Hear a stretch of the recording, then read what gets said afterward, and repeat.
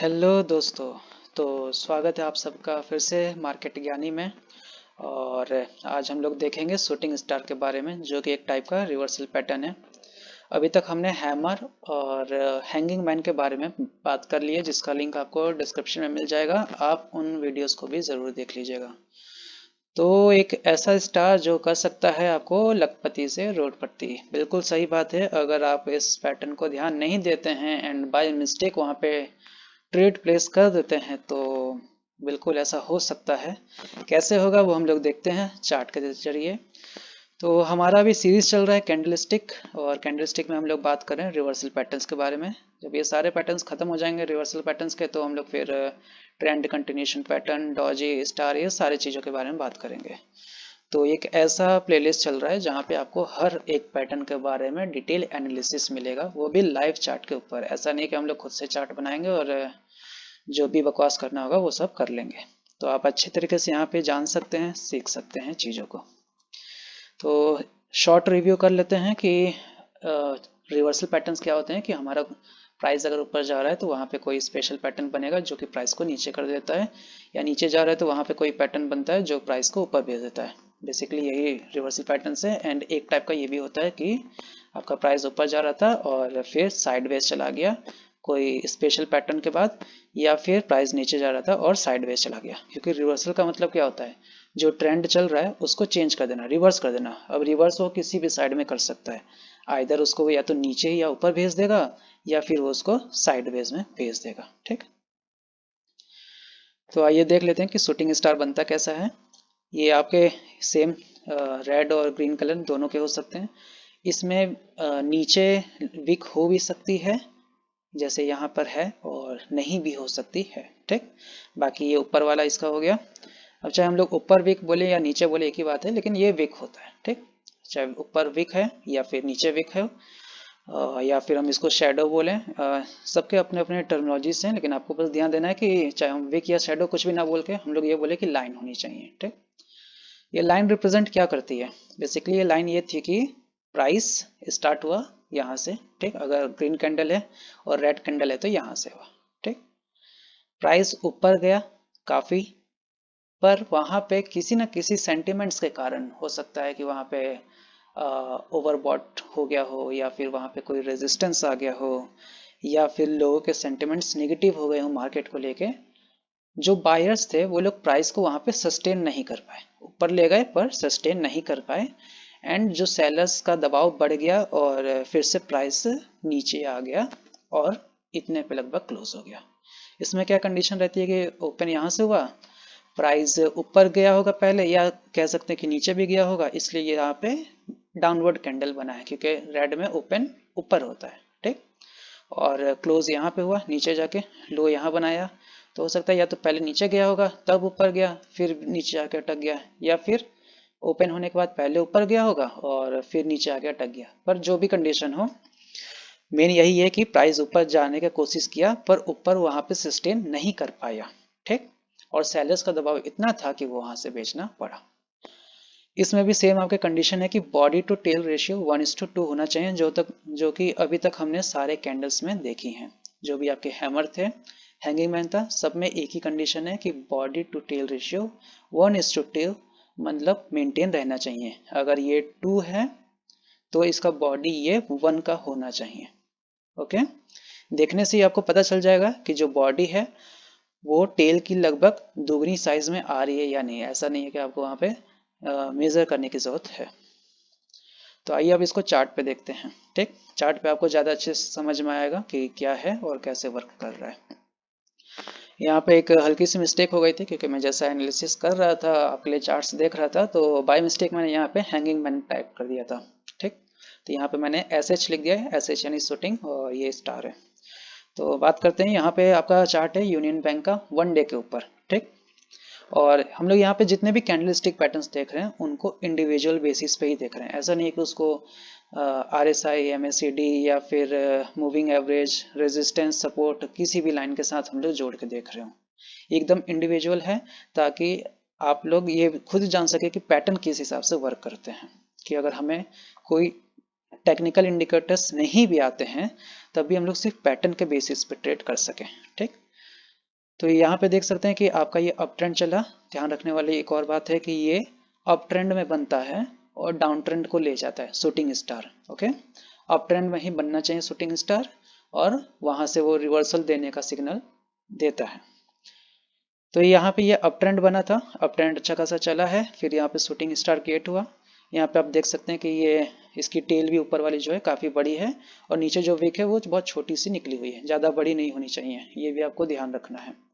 उसके बाद वहाँ पे अच्छा खासा हमें डाउन ट्रेंड देखने को मिला कुछ टाइम के लिए। ठीक, तो वन डे है, वन डे पे अगर आपको यहाँ पे लगभग कितने, चार चार 8 और 3 लगभग 11, तो 11 कैंडल्स अगर आपका डाउन है मतलब 11 दिन तो गया।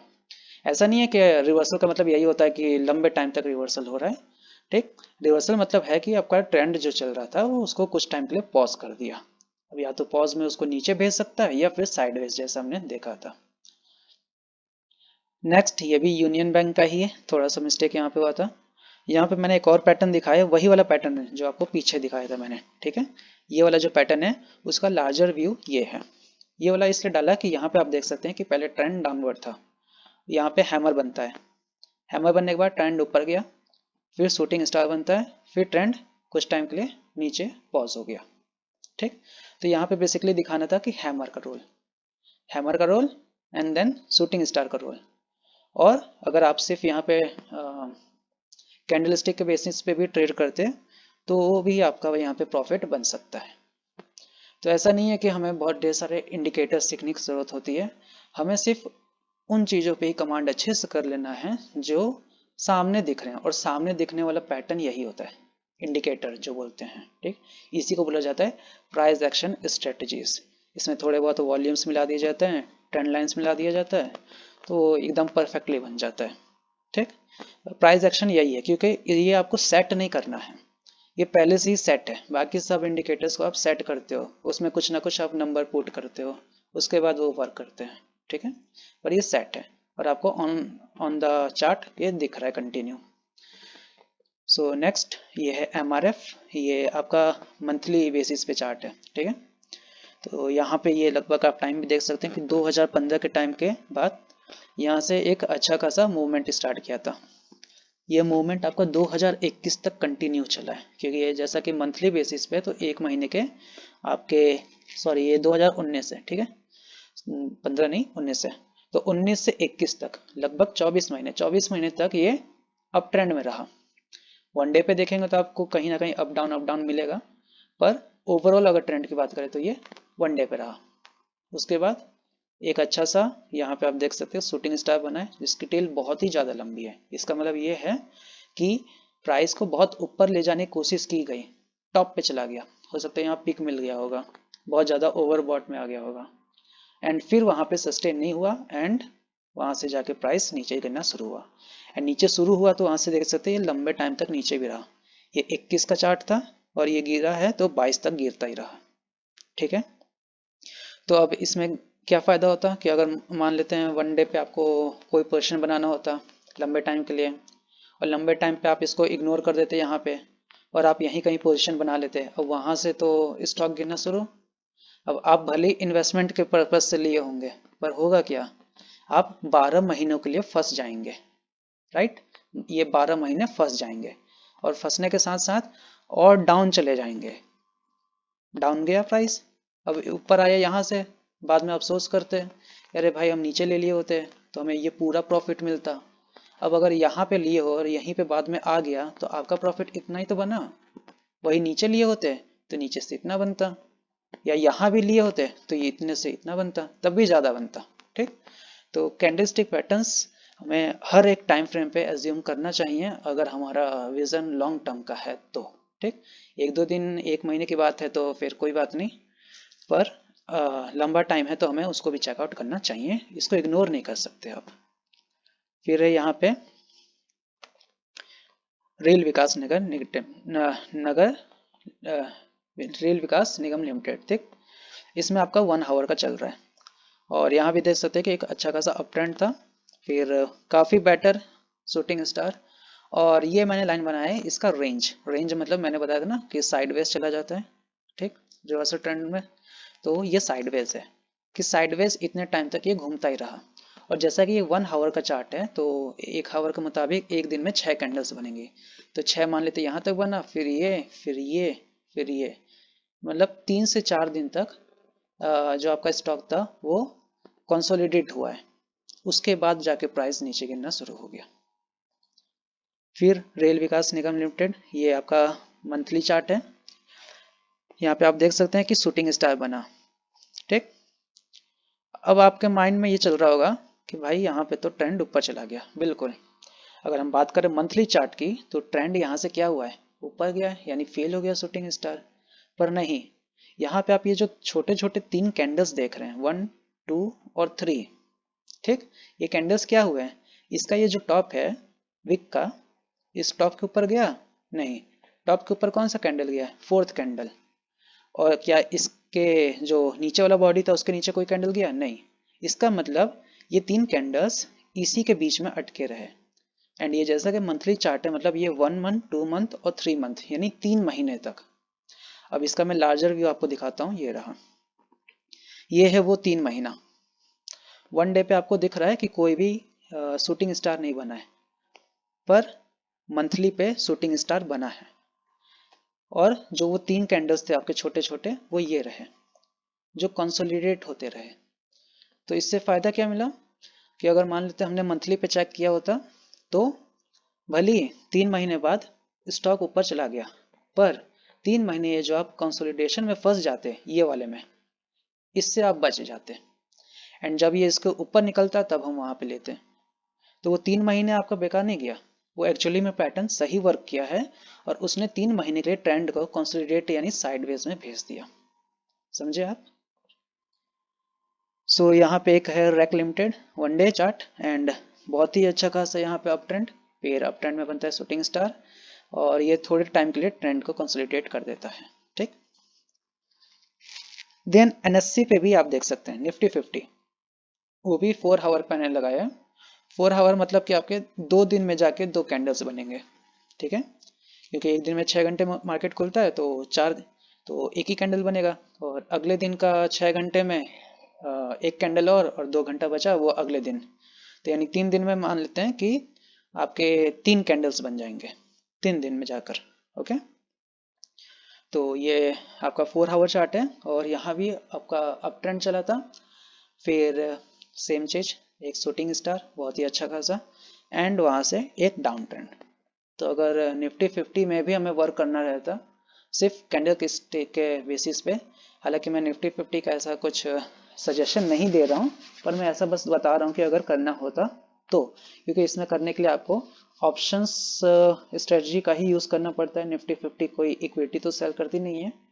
ठीक, निफ्टी 50 का बस एक अपना इंडेक्स है निफ्टी 20 के नाम से, वहाँ पे आप इन्वेस्टमेंट के तौर पे कर सकते हैं या फिर ट्रेडिंग। ठीक है, ट्रेडिंग भी मुश्किल है क्योंकि वहाँ पे मूवमेंट बहुत कम होती है, तो अभी वो सब बात तो बाद में। पर अगर आपको निफ्टी 50 में करना होता तो आप ऑप्शन में जाते, एंड ऑप्शन में अगर जब तक माहिर नहीं है तब तक फिर ऑप्शन आपके लिए एक खतरा ही है। ठीक है, जितना लुभावना दिखाया जाता है उतना वो होता नहीं है कि ऑप्शन में 1 का डबल हो गया, और हर कोई यही दिखाता है 1 का डबल और 2 का 4, पर कोई ये नहीं बताता है कि 4 का 2 और 4 का 0 भी होता है, क्योंकि उन्हें प्रॉफिट कमाना है। ठीक, चाहे आपके ब्रोकर्स हो या फिर अदर चैनल्स हो। तो ये बस बेसिकली एक दिखाने के लिए चार्ट है निफ्टी 50 का कि यहाँ बना था और यहाँ से डाउन ट्रेंड गया है। आप कैंडलस्टिक पैटर्न्स का यूज़ सिर्फ ऐसा नहीं कि शेयर मार्केट में या फिर इक्विटीज़ में कर सकते हैं, आप उनका यूज़ बीटीसी यानी कि क्रिप्टोज में कर सकते हैं, क्योंकि क्रिप्टोज में भी तो यही पैटर्न्स बन रहे हैं ना, कैंडल्स बन रही हैं तो, और वही कैंडल्स हैं। ऐसा तो है नहीं कि क्रिप्टोज के लिए अलग कैंडल अलग कैंडल्स बनाई गई हैं। क्रिप्टो में हैमर नहीं होता, हैमर का जगह कुछ और होता होगा। ठीक, तो ऐसा तो है नहीं, तो आप कैंडल्स का यूज़ क्रिप्टोज में भी कर सकते हैं। एंड ये रिसेंट कैंडल है। ठीक, रिसेंट कैंडल है एकदम, जब मैं रिकॉर्ड कर रहा हूँ इससे सिर्फ 6-7 दिन पहले का, और ये 1 डे चार्ट पे आप देख ही रहे हैं। तो यहाँ पे एक अप ट्रेंड चला था, अप ट्रेंड चलने के बाद यहाँ पे शूटिंग स्टार बना, शूटिंग स्टार के बाद तुरंत ही इतना ज़्यादा फॉल हो गया, ये लगभग डॉलर्स में चल रहा है तो ये लगभग 10 से 15 लाख का फॉल है। एंड इसका मैं आपका मंथली चार्ट दिखाता हूँ, तो ये रहा मंथली चार्ट। मंथली चार्ट पे भी आप देख रहे हैं कि एक लंबा खासा हाई चला था, और ये मंथली चार्ट है तो यहाँ पे लगभग 12 कैंडल्स तो हैं, यानी 1 साल, 1 साल तक ये अप ट्रेंड में रहा। देन यहाँ पे मंथली चार्ट पे भी शूटिंग स्टार बना है। इसके चांसेस यहाँ पे मैंने लाइन पे खींच दिया है कि ये जहाँ से रिट्रेस हुआ है, नीचे हुआ है, यहाँ पे ही इसका रेजिस्टेंस पॉइंट भी बना हुआ है, कई बार यहाँ से टच करके नीचे गया है। तो मैंने एक लाइन खींच दिया कि चांसेस हो सकते हैं कि अब इसके ऊपर ना जाए। ठीक, नीचे में मैंने लाइन खींच दिया कि जहाँ से बार बार ये पॉइंट्स उठ रही थी उनको एक सपोर्ट बना दिया, और मैंने अपने मन से एक ये रेंज बना दिया उसको देख के कि ये कैंडल की प्राइस यहाँ से लेके यहाँ तक में रहनी चाहिए इतनी। एंड ये मंथली चार्ट है, मंथली चार्ट पे भी आपका शूटिंग स्टार बना है। तो आप इन फ्यूचर जब भी इस वीडियो को देखिए तो आप प्लीज श्योर चेक कर लीजिएगा कि क्या ये पैटर्न सही काम किया है कि नहीं, क्योंकि ये जस्ट अभी बना है, ये जनवरी का कैंडल है, फिर फरवरी मार्च अप्रैल ये सब आएगा। जब भी आप देखेंगे इसको एक बार चेकआउट जरूर करिएगा। ठीक, तो मेरा अनुमान यही है कि शायद ये बना है एंड ये परफेक्टली यहाँ पे काम भी किया है, तो ये यहाँ तक नीचे आना चाहिए। अब यहाँ तक एक बार में नहीं आएगा क्योंकि ये मंथली चार्ट है, तो 3 से 4 महीने या 5 महीने ले सकता है, तो धीरे धीरे करके आएगा। ठीक है, पर चांसेस हैं तो आप इसको ज़रूर चेकआउट करिएगा।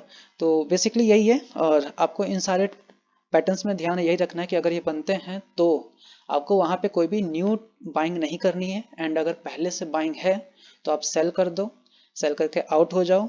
जब मार्केट थमे या फिर दोबारा बाद में ऊपर बढ़े तो उसके बाद दोबारा से बाइंग करो।